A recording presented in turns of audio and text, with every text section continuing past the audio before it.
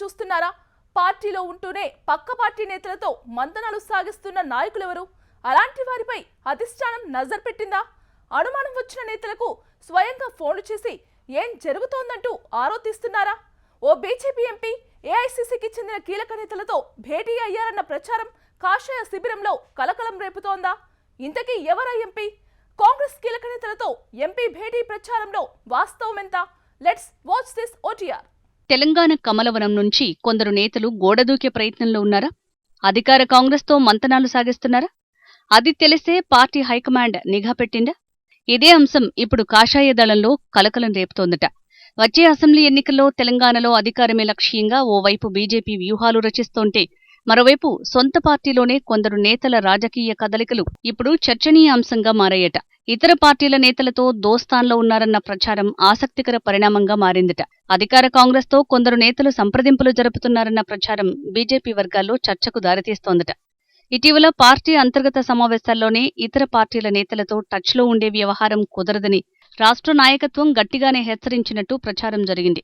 అయినా కొందరు నేతల కదలికలపై అనుమానాలు మాత్రం తగ్గటం లేదట. పార్టీకి తెలియకుండా బయట రాజకీయ పరిచయాలు పెంచుకోవటం, అదీ ఎన్నికల ముందు ఇలాంటి పరిణామాలు పార్టీకి ఇబ్బందికరంగా మారే అవకాశముందని నాయకత్వం భావిస్తున్నట్టు సమాచారం. అందుకే నేతల కదలికలపై రాష్ట్ర నాయకత్వం ఫోకస్ పెట్టిందన్న టాక్ వినిపిస్తోంది. పార్టీ టికెట్, పదవి, రాజకీయ భవిష్యత్ అన్నీ బీజేపీలో ఉండి రాజకీయ మంతనాలు మాత్రం మరో పార్టీతో ఎందుకు అన్న ప్రశ్నలు తలెత్తుతున్నాయట.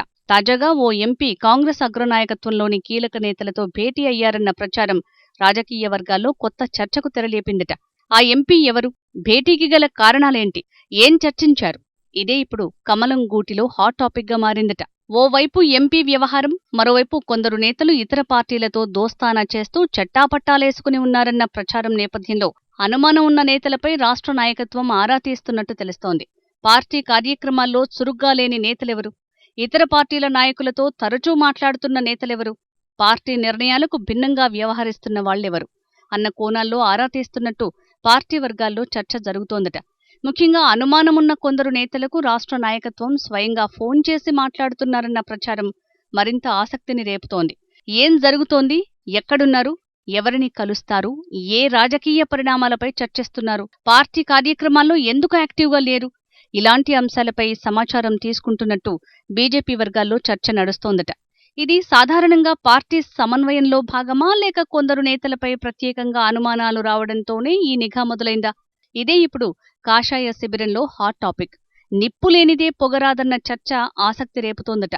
అయితే ఎవరు ఎవరితో టచ్లో ఉన్నారన్న దానిపై అధికారికంగా ఎలాంటి స్పష్టత లేనప్పటికీ ప్రస్తుతం వినిపిస్తున్నవన్నీ రాజకీయ వర్గాల్లో జరుగుతున్న ప్రచారమే. దీంతో గూటిలో ఉన్న గుట్టు బయటపడకముందే లెక్క తేల్చే పనిలో నాయకత్వం ఉందా అన్న చర్చ లేకపోలేదు. రాష్ట్రంలో నేతల రాజకీయ కదలికలపై సేకరిస్తున్న సమాచారాన్ని జాతీయ నాయకత్వం దృష్టికి తీసుకువెళ్లే అవకాశముందన్న ప్రచారం కూడా సాగుతోంది.